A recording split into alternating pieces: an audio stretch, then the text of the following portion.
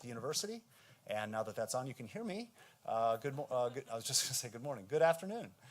Really glad to have you here. And it's my great pleasure to introduce the Jim Cox Lecture and our lecturer for this evening. I did not have the pleasure of crossing paths with Jim Cox when he was a lecturer here. And that is a great sadness to me because his legacy has lived so long. He has left this extraordinary legacy of extraordinary teaching. He was clearly a beloved educator, and he was a friend to many here in Charlottesville and at the University of Virginia. I'm told by his former students that he, in so many ways, opened up the world of historic architecture to their imagination, presented to them the significance of the built environment in so many different ways, and especially, and in particularly, in early modern England. So it's a real great pleasure to have our lecturer this afternoon focusing on that very same landscape. Professor Cox arrived here actually first in 1961. He became a full-time professor in the Department of Architecture in 1967, and he taught straight through, retiring in 1990. And over those more than 25 years of teaching, Jim Cox educated more than 25,000 students on the significance of the built environment, which is really a significant impact. It's an extraordinary number, and it's really worthy of taking just a moment to think about how many office buildings are filled, how many law rooms, how many architecture firms are filled with people whose imagination of the significance of the built environment were in some way catalyzed by Jim Cox and his legacy. That's really a beautiful thing.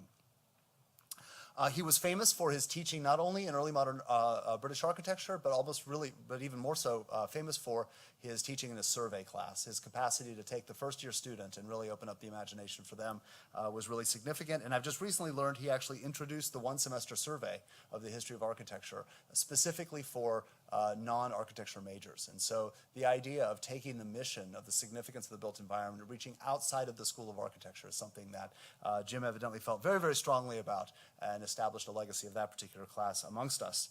He was also famous across the university for being a friend to the arts. He was a known patron, especially of the music program as well.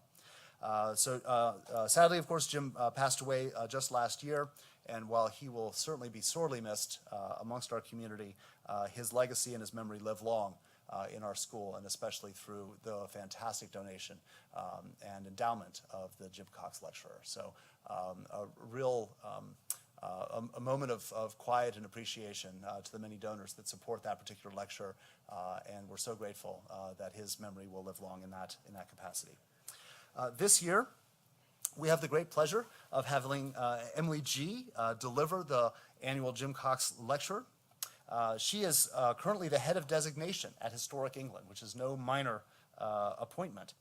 She first started there as a listing inspector in January of 2001, thanks in part, I've come to learn also, through an internship organized by Professor Lisa Riley, sending her to England. And in that role, initially she was assessing Victorian cotton mills, late medieval barns, post-war schools, and other buildings to see if they met the test of special architectural or historic interest.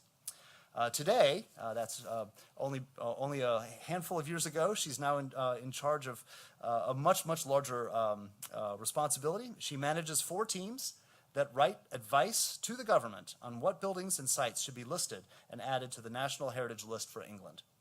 She helps to lead on policy about what merits listing and how to do that listing. For example, recent changes to the Planning Act brought the ability to legally define the extent of listing, providing even greater clarity for property owners.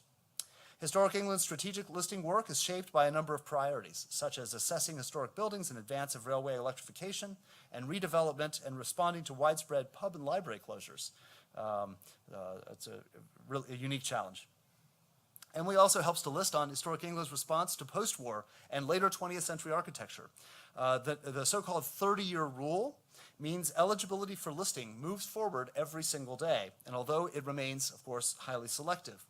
Emily has worked on many high-profile post-war listing cases and highlights the listings of Lloyds Building by Richard Rogers Partnership in the 1980s, and the British Library by Colin St. John Wilson in the 80s and the 90s, among the most interesting projects she's engaged. And moreover, she has also worked to list buildings associated with under-recognized narratives. And this is really important, and especially important to me, such as the Brixton Market for its significance to post-war Afro-Caribbean history, the Royal Vauxhall Tavern, in part in response to its LGBTQ history, and Giles Gilbert Scott's Waterloo Bridge, to tell the story that women were crucial to its construction during the Second World War. So Emily G. is working at the front edge of historic landscapes, buildings and landscapes in historic England, thinking in really complicated and sophisticated ways about what makes significance in the built environment, and it's our great pleasure to invite her to our podium today as this year's Cox Lecturer. Come on up, Emily.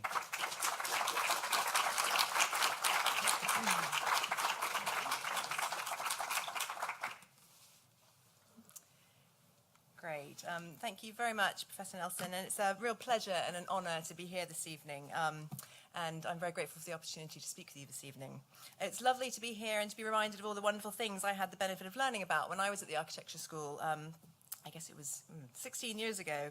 And it was, as Professor Nelson said, Professor Lisa Riley, who set me up with a 2-week internship with what was then English Heritage, and I'm grateful to her for setting me on this path. I've been at Historic England since then, working entirely within the English system. And when I step back and reflect, especially being here, it really is quite an amazing one for the strength it gives to considering buildings, heritage, and conservation within the planning system. It's a very robust system. I'd like to tell you a bit about how that works this evening. But thinking within the Virginia and the US context, I'm reminded that extraordinary things happen here too, of course, and it often requires even greater imagination and hard work to protect historic assets without all those statutory controls. And it's the storytelling aspects about why things matter that are done so well here, and something we're trying to do ever more of in England. So tonight I'm going to talk mainly about London. I actually have a new role now, which is the London Planning Director. And this London, the capital, is undergoing enormous change. I will focus both on listing, which is the role I've done for many years, how we protect our most special buildings and sites.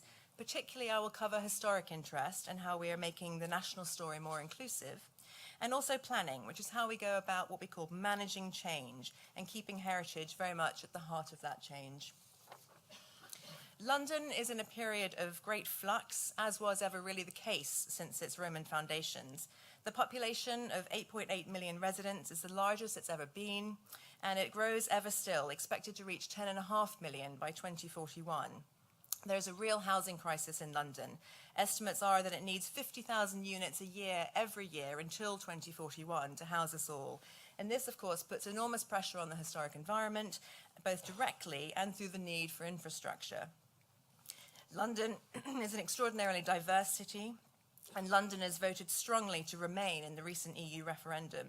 This prompted the mayor, Sadiq Khan, himself the son of a Pakistani bus driver, to campaign that London is open, to show that the capital is welcoming of immigrants and visitors, as well as open for business and to the world. And this is of interest to us at Historic England for a number of reasons. Heritage contributed £2.5 billion to the economy of London in 2016. And the current mayor is deeply committed to culture, so we're working hard with him to include London's diverse heritage within that offer as well, both as suitable accommodation for the creative industries, often buildings that are more flexible and cost-effective, but also to emphasize its importance while the city grows. And we have a real challenge to demonstrate that with growth, heritage does not need to be set against housing and infrastructural change, and that tall buildings are not the only way to create more homes or to demonstrate that London is a successful global city. Just so for context then, Historic England is the government's statutory advisor on historic buildings, landscape, archaeology, and policy. And our funding is mostly from government, and the organisation turns 2 years old this month, actually. It's a successor to English Heritage, which was established by the National Heritage Act in 1983. And the two organisations are now essentially cousins. English Heritage is a charity that looks after buildings and monuments that began to be amassed for state control and guardianship from 1882 as a national collection that told the story of Britain. Of course, from the start, that was mostly medieval and prehistoric, and here we see Stonehenge as an example of that in the 1950s. And one of our duties at Historic England is to advise the Secretary of State on what should be listed. Our former director used to describe this to us as the planning system as a book with 2 volumes. In volume 1, when we can only consider special interest, a phrase I will come back to, and then working out how to look after that in volume 2, where economic and other considerations can come into play. And the legislation very much ensures that these two don't influence each other, and separate colleagues do those 2 activities. So listing the protection given to this medieval inner temple, gatehouse on the left, for example, is 70 years old this year, and conservation areas will be celebrating their 50th anniversary this year, and I show you an example of one of those on the right in London. And the system of protection in England is a remarkable product of 150 years of legislative history, battles over how much to control and what merits protection, all of which show what we valued at different times over those years. And I'll tell you some of those stories today. As historians, of course, it's important for us to set our work in context, and conservation in England is not a modern phenomenon. In 1560, an Elizabethan proclamation forbade, quote, the defacing or breaking of monuments of antiquity and requiring as much of their repair as conveniently may be. And in 1596, Robert Redhead attempted to demolish Clifford's Tower, shown here on the left, resulting in protests that it was an ornament to the city and a landmark along with York Minster.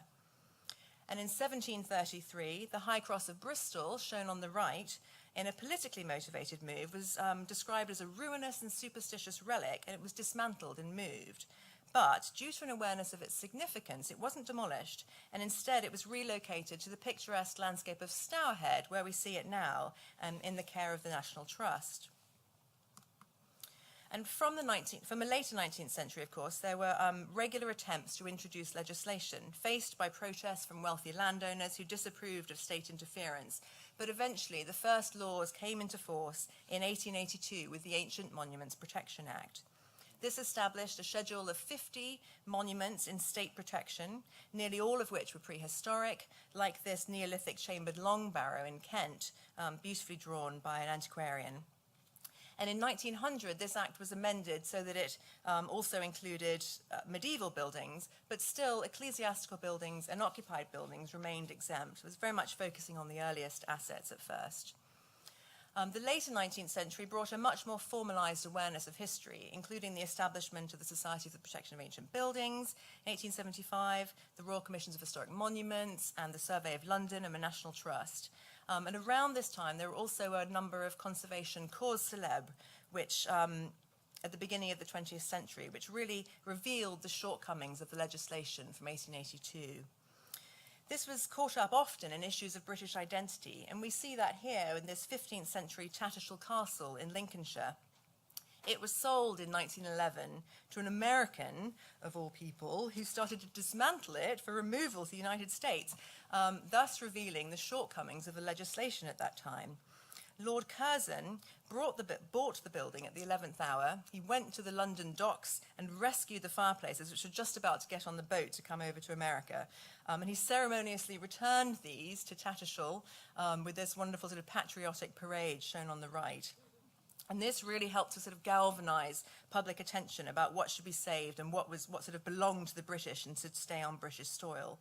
And prompted partly by this and a number of other similar cases, there was an amendment to the Act called the 1913 Ancient Monuments Consolidation Act, which is an unassuming and bureaucratic name, but it actually signaled quite a number of major conservation wins.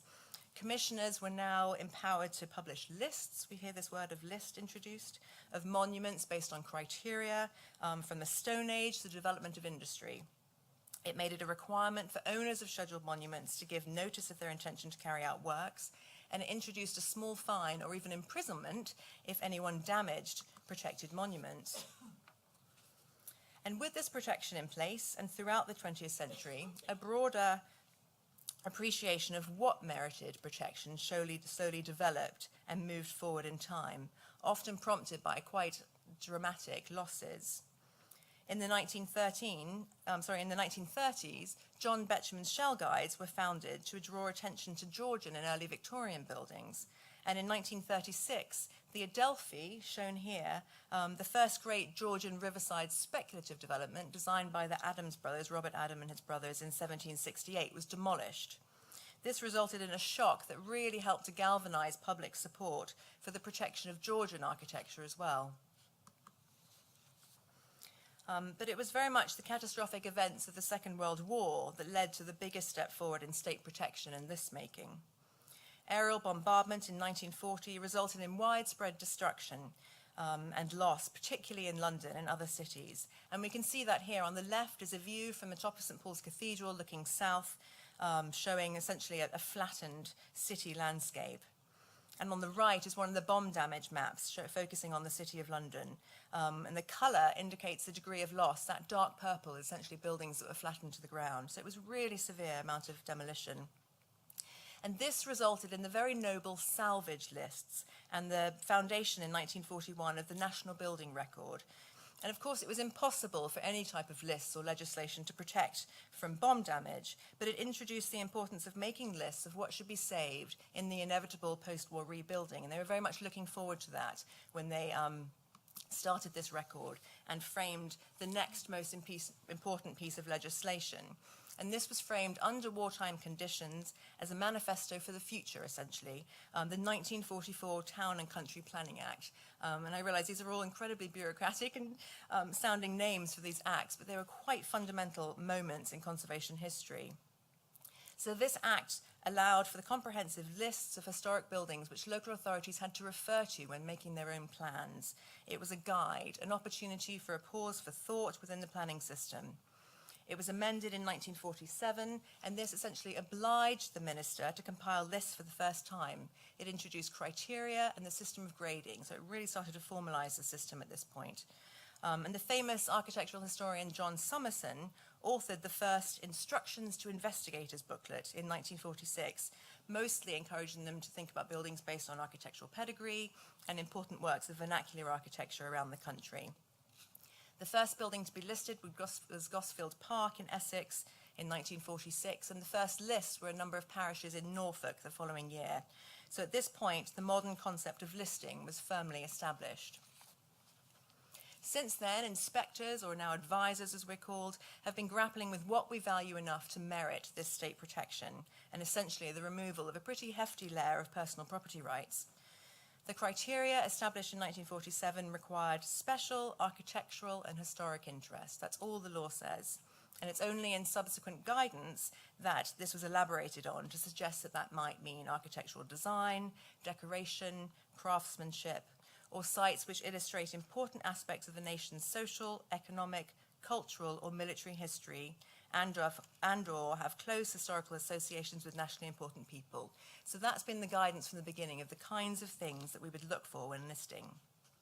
As expected, the older something is, the more likely it is to be listed. Before 1700, almost everything would be listed. After 1840, the threshold goes up considerably at the beginning of the Victorian period with mass production and greater levels of survival. And then after 1945, the quote, for particularly careful selection is what the guidance says is required for buildings of that date. So the threshold essentially goes higher and higher as buildings come closer to our time. Now, listing has essentially developed to do two things. One is to celebrate the national story, and two, perhaps more practically, is to indicate where special care is required within the planning system and to provide clarity for that system. And we emphasize to sometimes very nervous owners that listing is really about managing change. That's a phrase we use quite a lot.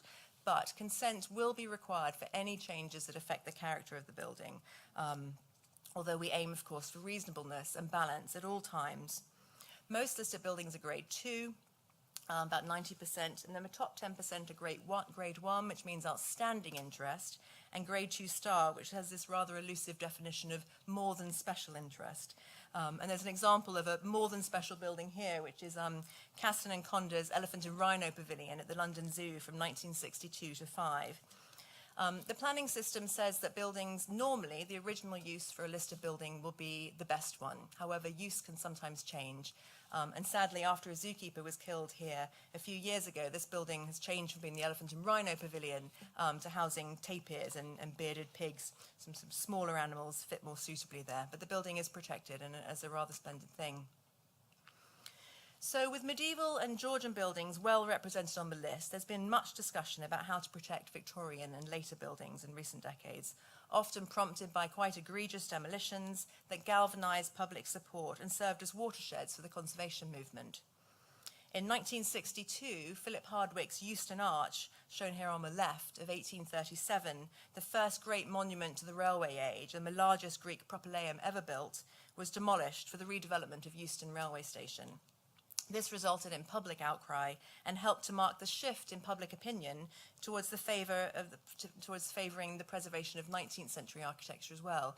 And interestingly, there are discussions afoot at the moment as to whether or not this might be rebuilt. They've apparently found about 80% of the stone in the River Lee, and there's talk about perhaps rebuilding it as part of the massive redevelopment of Euston Station for high-speed rail. The demolition of the Wallace, Gilbert and Partners Art Deco Farstone factory of 1928 over a bank holiday weekend, and that's it shown on the right, a rare photograph of it. While it was under consideration for listing, it was suddenly flattened on a bank holiday weekend. And this prompted initiatives to protect exemplary buildings from the interwar period as well, thus introducing the rather efficient and benchmarking process of thematic listing, whereby we take a period or a certain building type, look at them all, and then choose the best examples. And that started with about 150 interwar buildings were listed on the advice of Nicholas Pevsner after that. Listing began soon to be used as a tool for protecting unfashionable and threatened buildings, such as George Gilbert Scott's mighty monument to the Gothic revival, St Pancras train station hotel, shown here.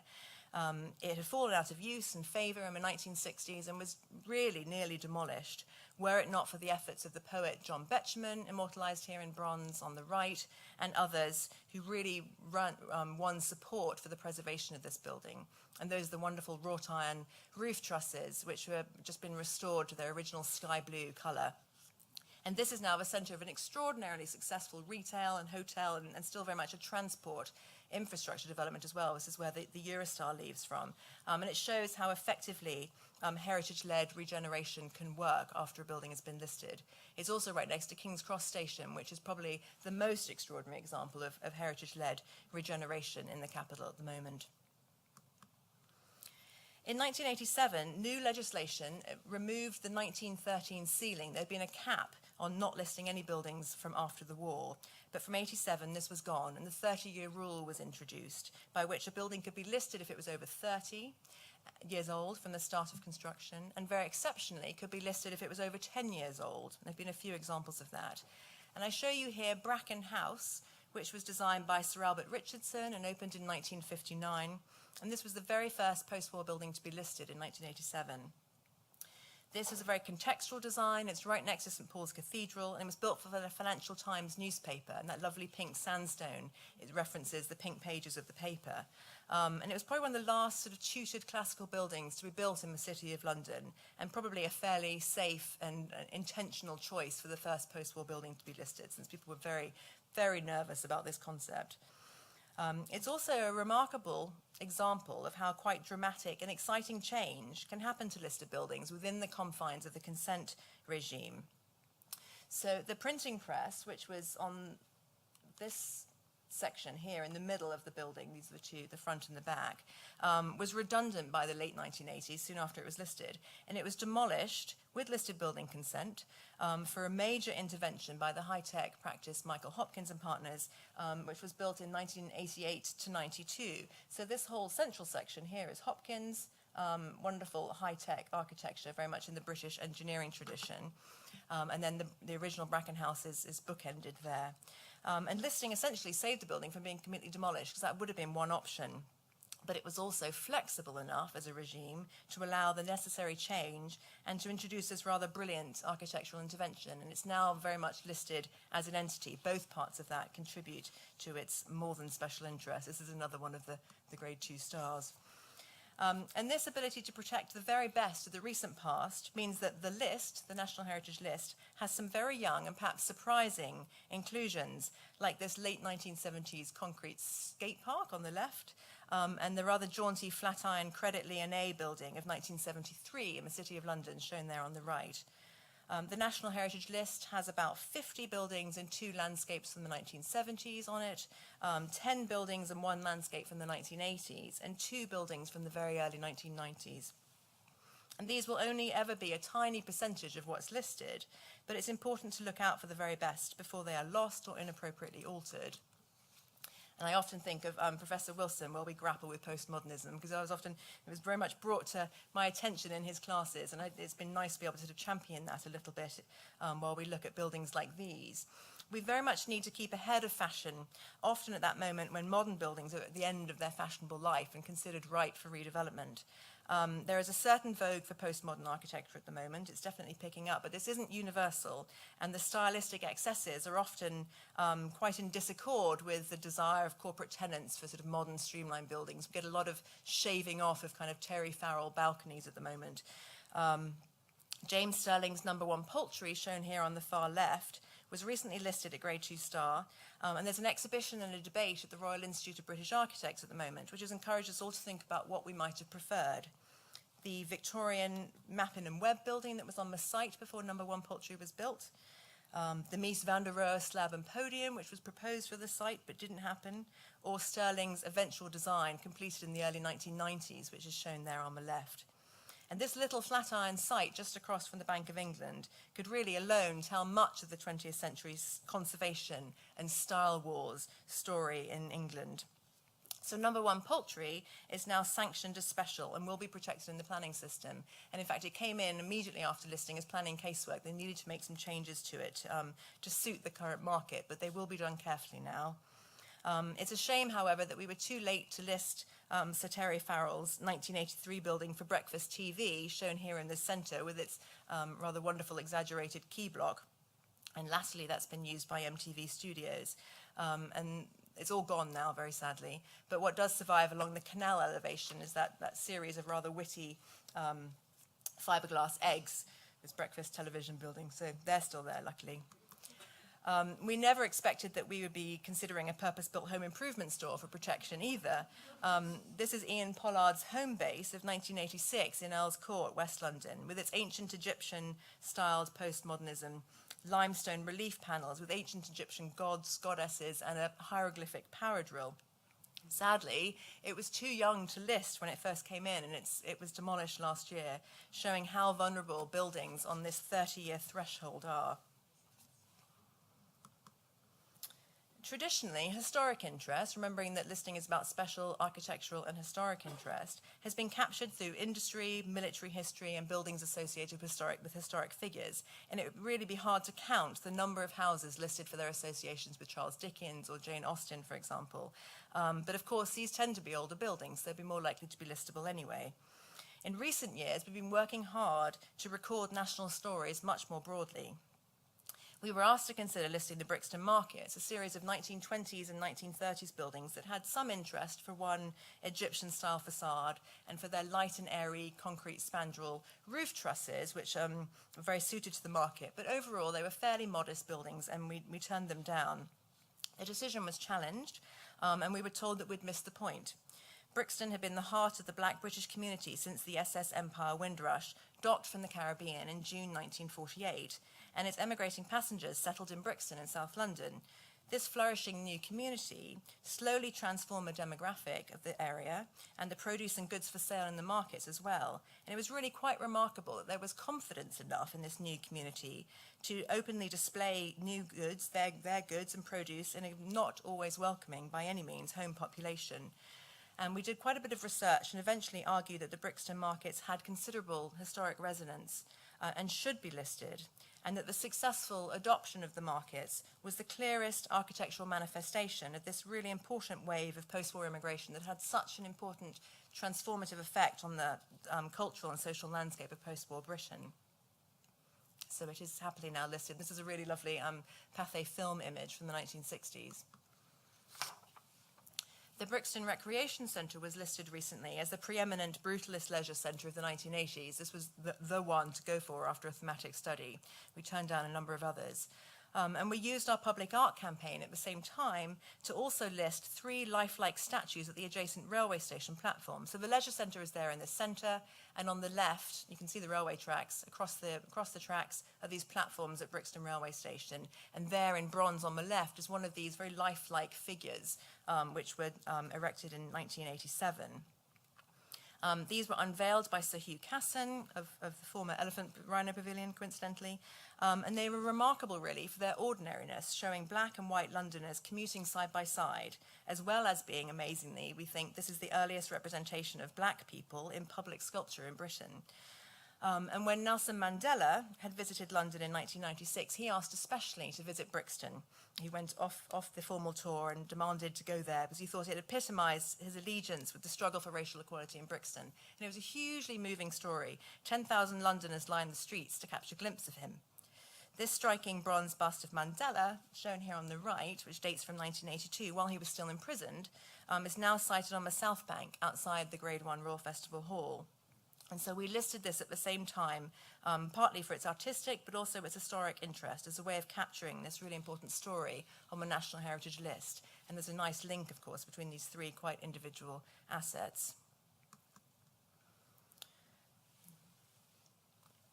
One of the weirder cases of historic interest was this zebra crossing, no doubt familiar to you all. We scratched our heads at first. Not a building, clearly, but a structure within the law, chemical paint structure on the ground, we sort of rather tenuously argued. And we also looked at the beacons, the Belisha beacons on each end, and thought about those, because it's an increasingly rare type of street furniture. They're invented famously in the 1930s by Lord Hoare Belisha, and there aren't very many of these around either, increasingly rare. And this was, of course, an internationally loaned zebra crossing for the 1969 Abbey Road cover, which you see on the right. And next door to the purpose-built and also listed recording studios of great historic interest in their own right. We realised we would probably only ever list one zebra crossing, and this was obviously the one to go for. And it certainly raised some eyebrows in the City of Westminster traffic maintenance team, and I had some very angry phone calls one Christmas, but it's largely been accepted now as an appropriate recognition of significance. And yes, they can repaint it when they need to. That was the main discussion about that one. But there it is, and it's protected. And of course, it's probably the most used listed building because it's thousands of people walk over it every minute and have their photograph taken. And these aren't in London, of course, they're in Liverpool, but I just wanted to mention these related listings. The childhood homes of Paul McCartney and John Lennon, each ordinary houses of their type and reflective of the boys' different upbringings. An austere post-war council house for McCartney, top left, and a smart middle-class semi-detached house for Lennon, bottom left. Neither would ever be listed on architectural grounds, but for historic interest, it's actually a really good way of capturing representative, ordinary architecture on the list.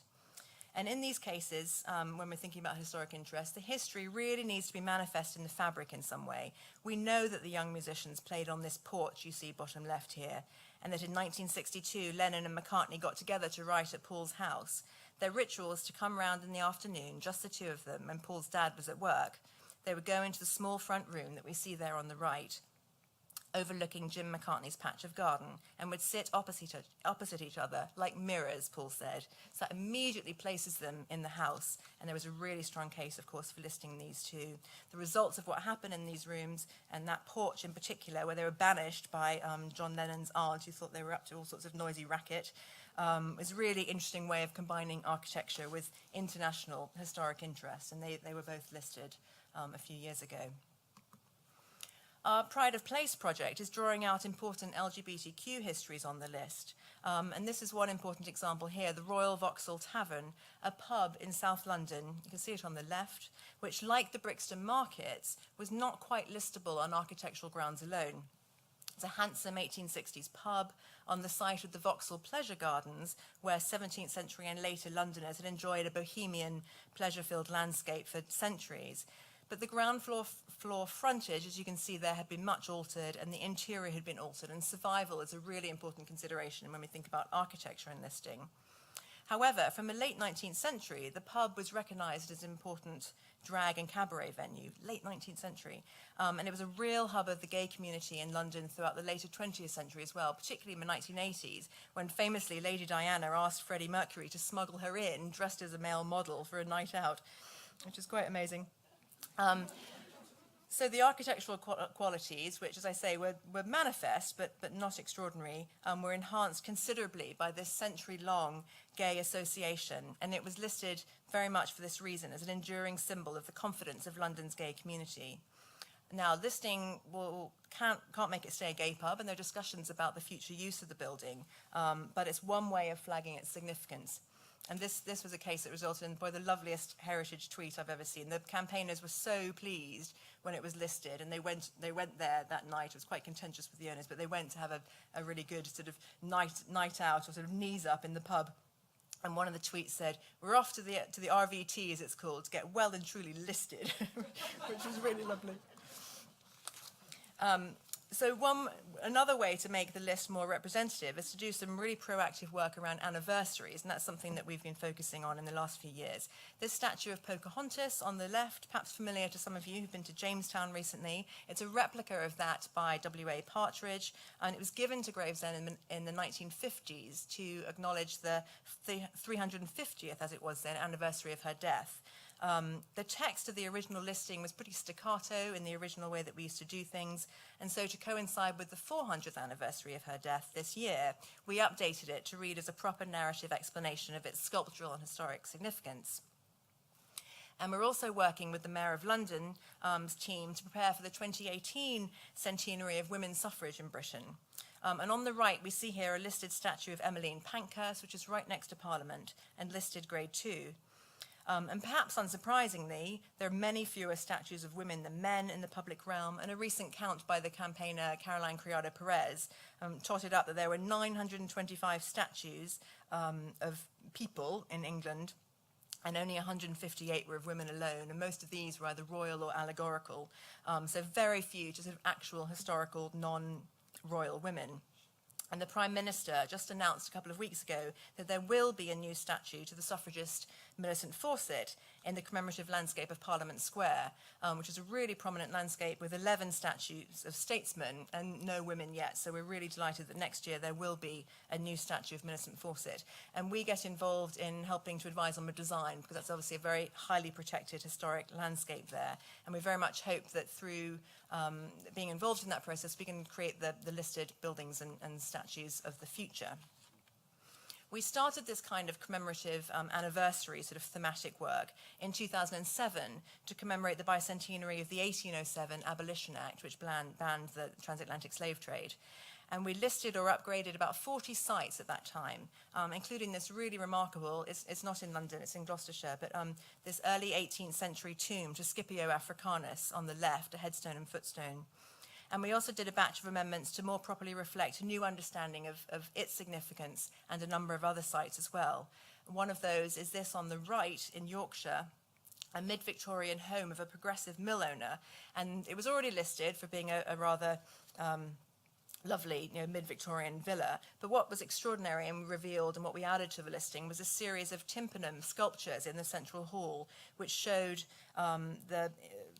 the story of the brutality of slavery in the New World through to the very reformed production of cotton in England in this mill-owning landscape. So they're really remarkable. And we think that presence in the statutory record, so by being on the list, is a really important way of bearing witness to a much broader range of history than has previously been acknowledged. And this was probably my favorite, and I couldn't resist, of course, showing it here. We listed this tomb on the right, which commemorates two people. One is Hannah Long, a Virginian who'd been married to George Long, one of the first professors at the University of Virginia, and also Jacob Walker. You could probably just read it out there. For whom it read, "In Virginia, the faithful slave, in England, the faithful servant." And they would have all lived together in Pavilion 5, shown here on the left, before moving back to George Long's native London, all together with George and Hannah's children. And that this inscription draws attention to Jacob Walker's different legal statuses in the two countries in 1840 is quite extraordinary. And that the two have nearly equal status on this headstone really is even more so. And it lies there quietly in a North London churchyard. The tomb was not threatened in any way, but listing can help record and honour these important stories in some small way. And listing is also a way of ensuring that limited resources, which is often the case with churchyards, are focused on the most important monuments for future conservation work. So we hope that means that this will remain legible for a long time. About 7 years ago, the lists were modernised from individual paper copies to, which you had to go and visit in each council office, to an online national database. And so together now online are the nearly 400,000 listed building entries, 20,000 listed archaeological monuments, 1,600 landscapes, 50 protected wrecks, 43 battlefields, and 17 World Heritage Sites. And this is all here now as an online research tool, and you can search by architect or by place or by building type or asset type.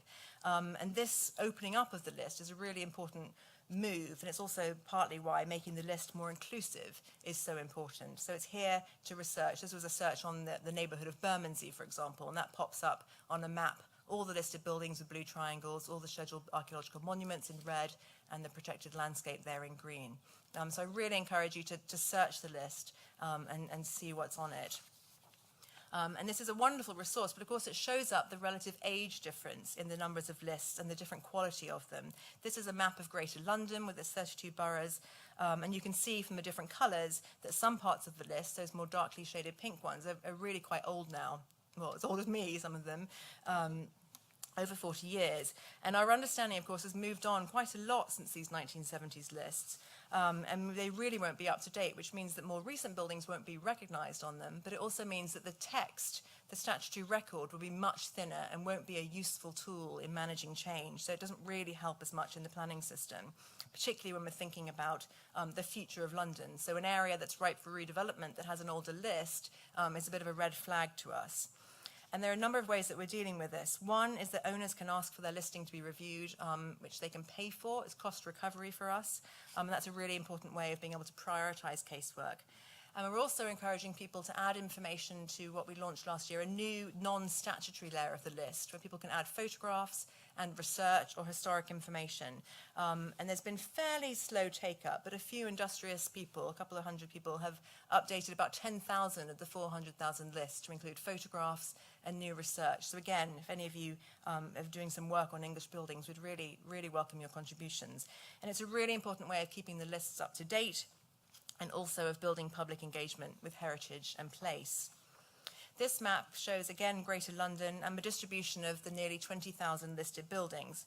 Perhaps not unexpectedly, these are clustered at the historic centres in the Roman city of London and Westminster, and other clusters further out will be historic villages now merged into the metropolis.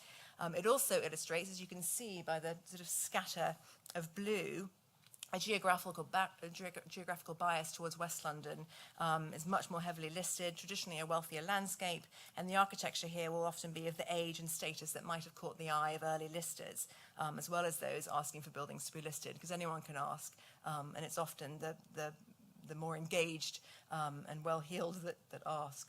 So that's partly how that's reflected. And this is similarly evident on the map showing the registered landscapes in green, obviously much more in the southwest there, Richmond Park. But the distribution of scheduled monuments, you can just make out those red splodges as more dispersed. And this identifies Saxon and Roman settlements on the outer edges of Greater London, as well as the historic reluctance to schedule within central London. There's a policy decision not to schedule largely in urban areas where there's constant redevelopment. Sites are more often preserved in situ as part of the planning system. And this is just one example showing one London borough. This is Camden, and we can see clusters of listed buildings in the historic villages of Hampstead and Highgate, likewise Camden Town, and the much more heavily listed Bloomsbury, and then the cluster of John Nash Grade 1 listed terraces there along the edge of Regent's Park. So you can really get a sense of a place by looking at the listing map. So, oh, shame. There were lots more pictures here and they haven't popped up. Imagine a gallery of our heritage ministers. And this is really just to talk about who makes the decisions, who decides all this. Technically, it's the Secretary of State who decides on listing, who either lists or doesn't list on our advice. It's usually delegated to officers, although sometimes more contentious cases are delegated to the heritage minister. And there's a gallery here of 6 of them showing their decisions. Unlike in the United States, and perhaps unbelievably in this anti-regulation age, even quite unbelievably in England, listing is non-discretionary. So that means if a building has special interest, the law says it must be listed, whether an owner wants to be listed or not. So there isn't any room for manoeuvre, really. However, sometimes the Secretary of State might say that they have read our advice and they acknowledge that there is some special interest, but they're just not persuaded that that's special. And there's always a little bit of ambiguity there in the word special. Our track record is pretty good, and it hovers around a 99.7% acceptance rate.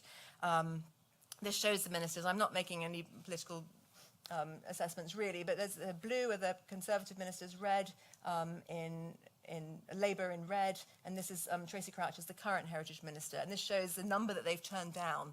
So we can see John Penrose was pretty sharp-eyed and made a lot of 18 cases he turned down, whereas many others only a couple. And this partly reflects the amount of casework they would have seen, but also shows a little bit of what they were interested in. And some ministers were particularly anti-modern buildings, particularly Margaret Hodge, who said she would not list anything from the post-war period and didn't. So there we go. The national planning policy is based on the presumption in favour of sustainable development, and this means that harm should not outweigh public benefit, and that significance of the site should be at the centre of any decision making. So it's all about significance, and some harm to significance might be necessary and might be accepted to help with viable use, but this should always be balanced by public benefit, and any harm requires, quote, clear and convincing justification. So these are the decisions that are weighed up in the planning policy. When we list in Volume 1, we're talking about special interest, and then when we think about planning in Volume 2, the language shifts to the wider concept of significance. And both these terms can be broad and somewhat subjective or abstract, but experience and practice has established ways of measuring both these concepts. And inevitably, there's quite a lot of discussion with certain cases, and sometimes some quite eye-watering property values means cases can be very disputed. But we work hard to find common ground and to demonstrate reasonableness at all times. And this is Hyde Park Barracks, shown on the left, which was opened in 1970, designed by Sir Basil Spence. Very controversial at the time for that great tower, which impacted on Hyde Park, but increasingly acknowledged as a real sort of masterpiece of site planning and architecture. We recommended it for listing, but it was turned down. The Ministry of Defence were just about to dispose of this site, and there was talk of it being worth potentially £1 billion. So we weren't hugely surprised when it wasn't quite thought to meet the criteria for listing, unfortunately. So the future of that site remains uncertain. But I show you here the US Embassy of 1957 to 60 in Grosvenor Square for just a few more months.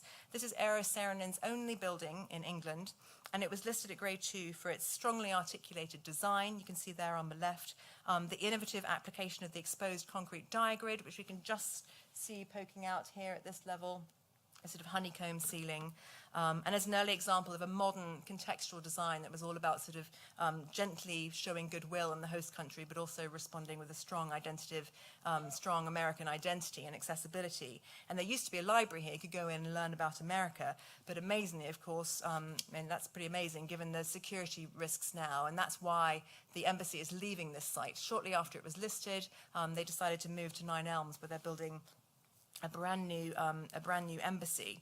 But we were really careful when we listed it to make absolutely clear what was special and what wasn't. Some of the interiors are absolutely beautiful, the entrance hall lined in marble, some bronze handrailed staircases, but all those upper levels are completely boring offices. And we were really clear to say that, to give that level of flexibility within the planning system and to help inform change. So David Chipperfield Architects have won the competition to turn the embassy into a hotel.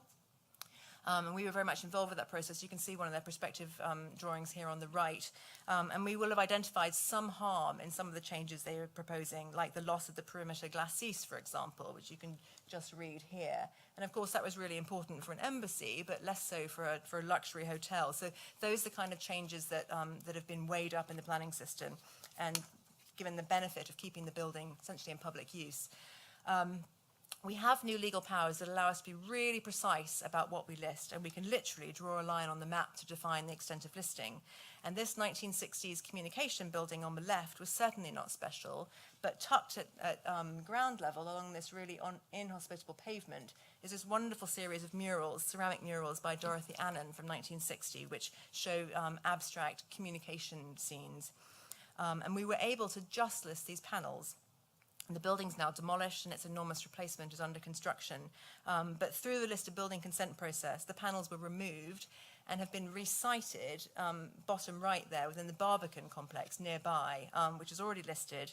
And we thought this was a really appropriate way to retain the significance of these panels, and indeed to enhance it in some ways, because they're much more readily able to be seen. The beauty of them can be appreciated, even though they've lost that kind of communications context.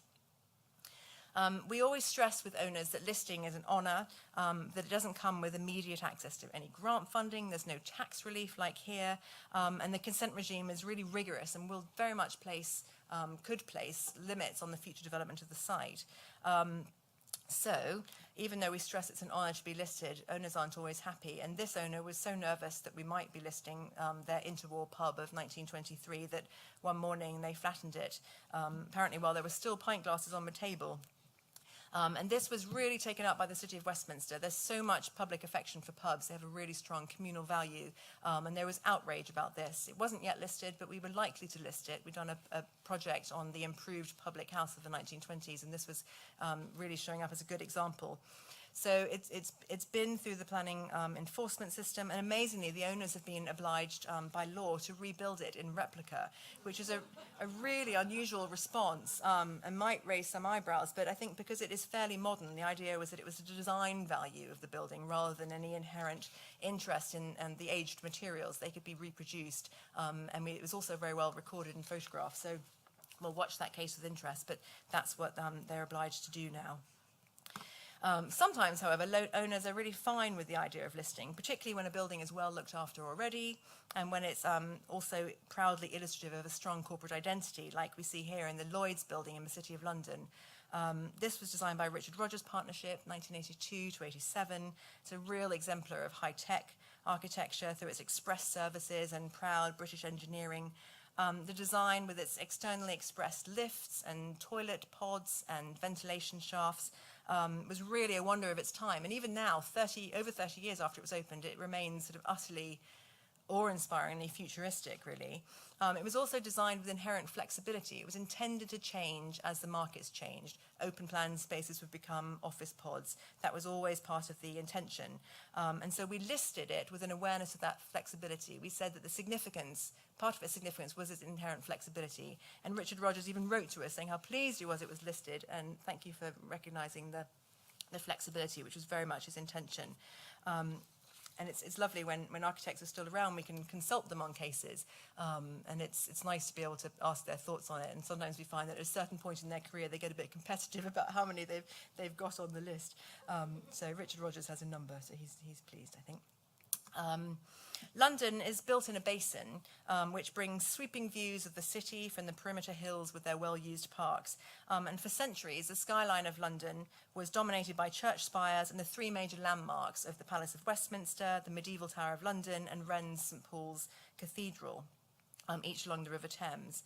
And when two buildings, including, it's not a great picture, but including this one, Faraday House, in the 1930s, started to infringe on the view of St Paul's mighty dome, a gentleman's agreement was established in 1936 to say that nothing could be built higher than the cornice of the main body of the cathedral, and this St Paul's Heights remains in force.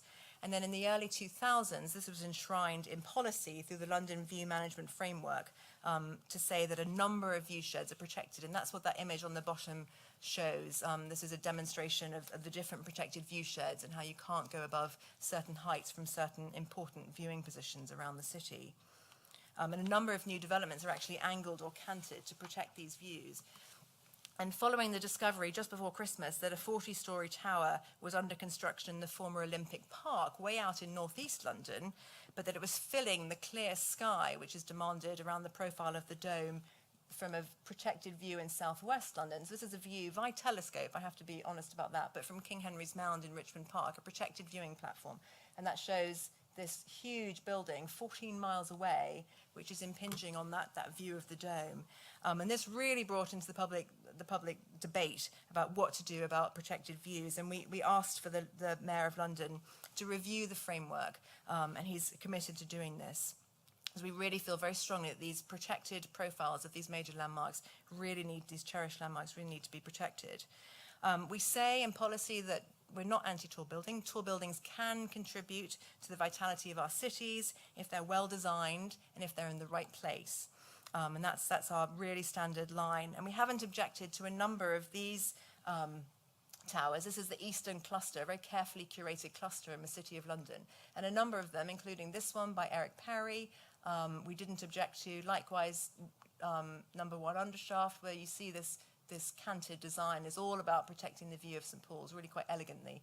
And those we've been fine about. However, we were very unhappy about this one, which is, as you can see from that image, is very much outside the cluster and really makes an awful impact on London's skyline. We took that to public inquiry and lost, which is why it's there.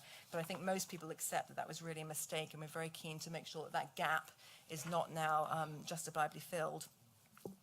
National policy says that we must consider the significance of setting of historic assets, which is a difficult concept to argue often.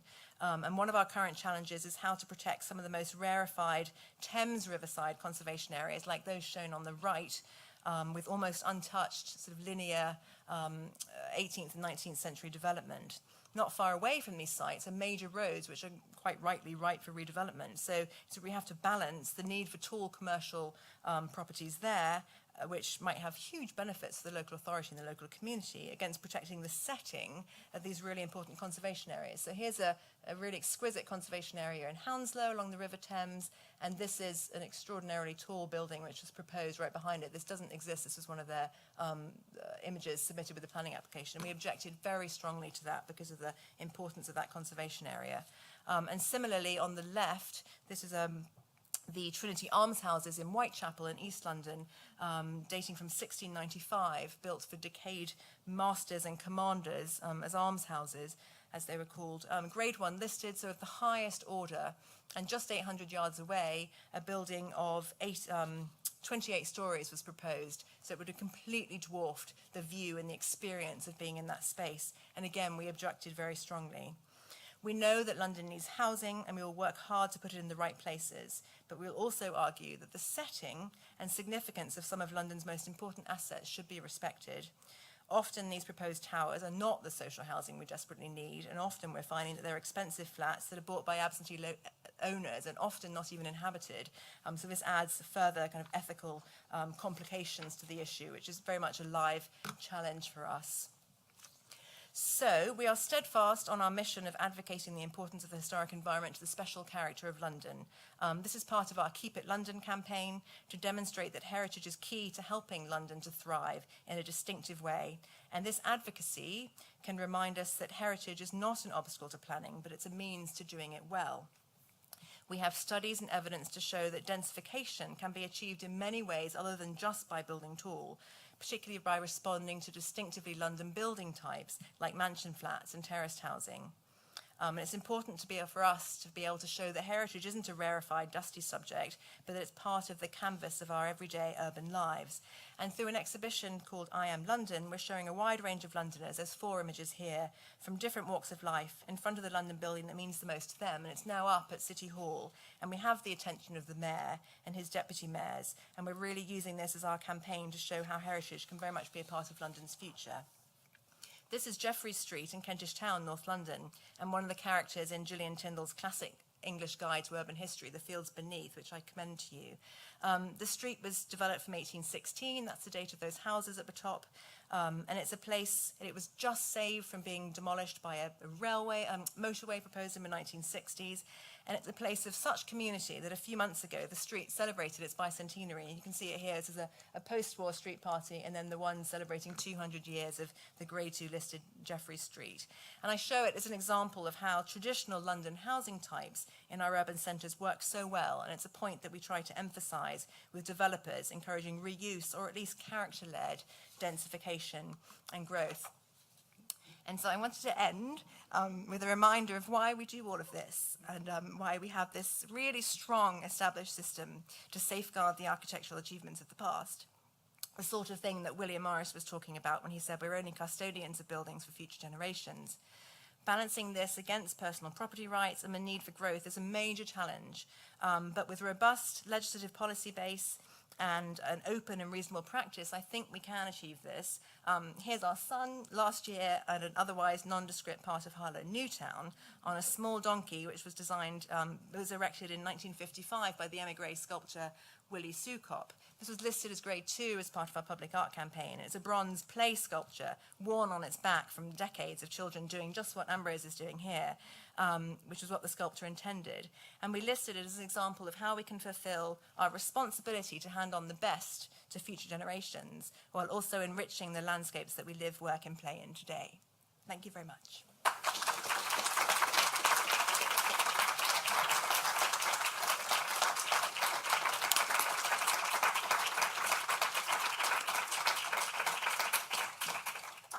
Thank you, Emily, for your fantastic work, your commitment to this really incredible and important urban landscape, and for your passion in doing all of that. I'm assuming you'll take a few questions? Yes, that's fine. Questions from the floor? Lights. Oh, I don't have a boyfriend. I'll start with a question, and I'll let the crowd begin to think. You have so many wonderful frameworks by which you determine significance, and I'm brought to mind of the transformation of a public square in Jamaica, where I've done a lot of my work. As that public square was becoming more popular with tourists, the local community decided that the hawkers and carts, which had so characterized that public square for about 100 years, were considered threatening by American tourists that were coming out on cruise ships. And so there was this really heated debate about whether these push carts were a historic, sort of contributing factor to this historic square. Yes. We found 100 years worth of photographs that demonstrated that these kinds of push carts have been around for at least a century, and the social dimensions of hawking and selling in a big public market was itself actually historic. Right? Even though none of those push carts were themselves more than 3 to 5, 10 years old, as a social structure and as a social material economic structure, it was really important. Yes. It was an argument we lost. How would that argument unfold in your framework? It's something we're often asked to do, because I think people think that we can protect use and vitality and ephemera and intangible heritage, and it would be tricky for us because the planning system says that it must be a structure. So while we can do the zebra crossing, it's because it's not moving. So it does need to be fixed. So sculpture we can do, and we can do painted murals on walls. So we can push it quite far, but we can't do anything that's movable. So it would stop at that point, but we would encourage, perhaps if we were listing we could perhaps list the landscape in which that sat, and we could talk about the use as part of that significance. So it wouldn't mean that the barrows were enshrined and had to remain, but it would talk about the significance of what happened on that site as part of the listing, which would hopefully at least engender a debate as part of future use of the site. Yeah, I think given your the political openness to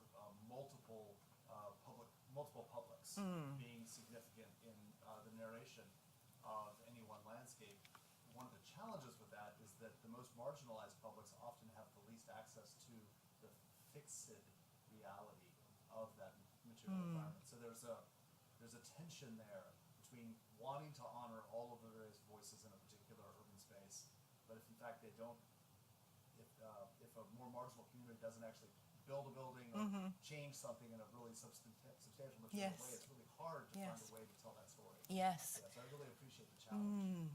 We listed some prefabs, which were never intended to be there very long, and built as an emergency response to housing need after the Second World War in many hundreds of thousands.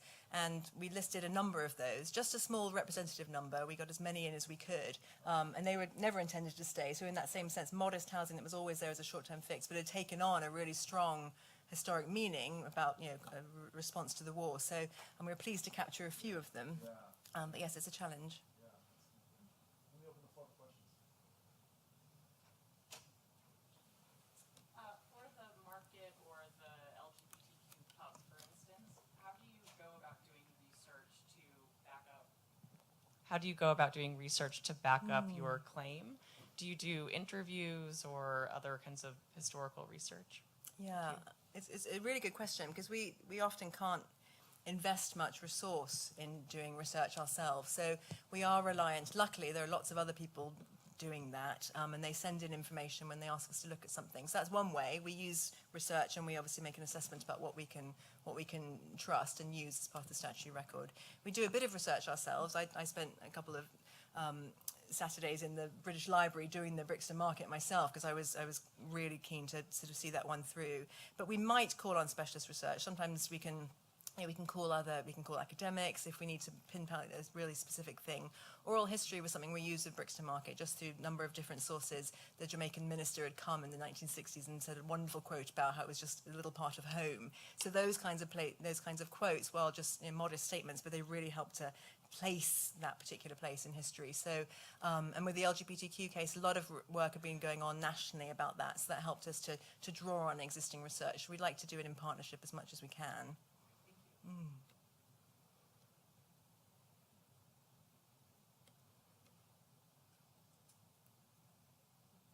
have another question. Okay. Nobody else has one.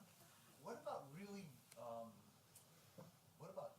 documenting, memorializing events or individuals who in fact are characterized unfavorably by our current political situation? Right? One of the issues we're facing right now is the representation of Robert E. Lee and a lot of other Civil War figures who dominate our landscape, right? So Yes. we're having conversations as a community about, do we reinterpret them, do we remove them? But what about also, let's run with that. There are parts of history that sometimes we don't necessarily want to glorify or Yes. revisit. Yes. Do you have counterparts to that, and how have you dealt with it? We do. We're very much dealing with it at the moment, and we've been watching closely what's been happening over here and having some important dialogues about it there. One particular case which has brought that to the fore with us is about Cecil Rhodes, the plaque and the statues at Oriel College in Oxford. There was a big campaign to take down the statues. That's already listed. And also we were then asked separately to list a plaque commemorating his association with the site. So that's really encouraged us to bring it into the public debate. And we're actually going to organise a conference next year thinking about disputed heritage to try and bring those issues to the fore. Similarly, with slave owning in Bristol, Colston is a name that was a really philanthropic, but a slave owner whose number of buildings are named after him. There's a number of commemorative windows in the cathedral, and we're just now starting to grapple with those questions as they're being asked in England about what to do with those. So we'd really like to share information and knowledge and practical planning responses with colleagues over here. I think our general line is about acknowledging history as it is, even uncomfortable history, and we would probably end up listing the Cecil Rhodes plaque, but make it absolutely clear in the listing, about that particular figure.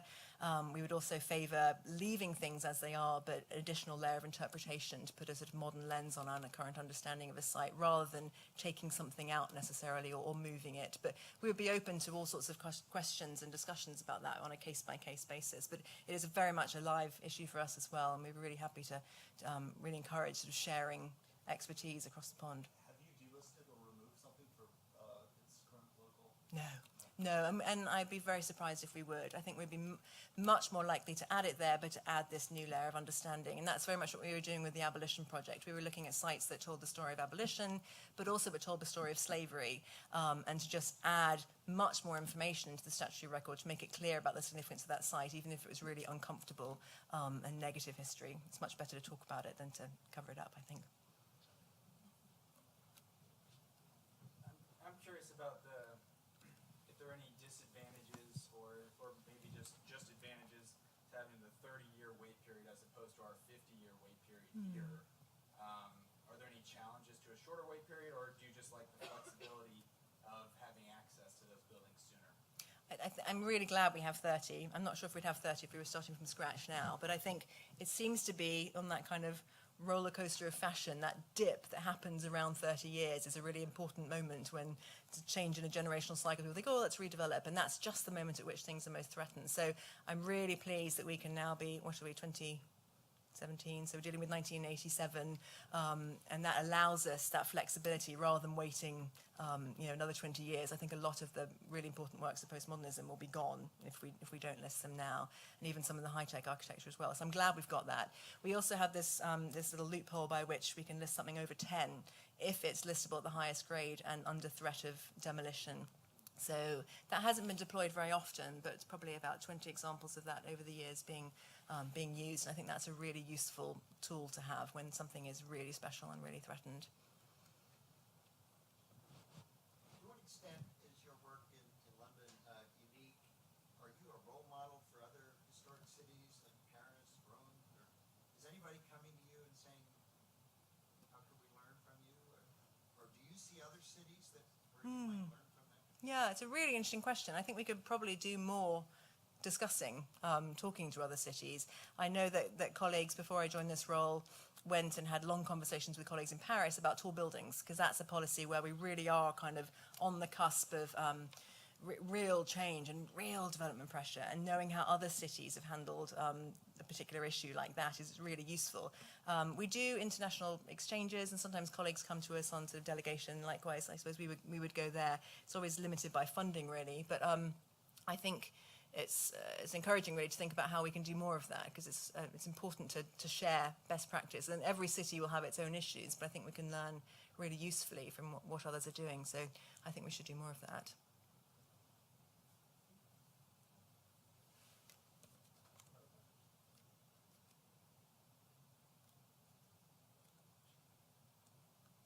Okay, that was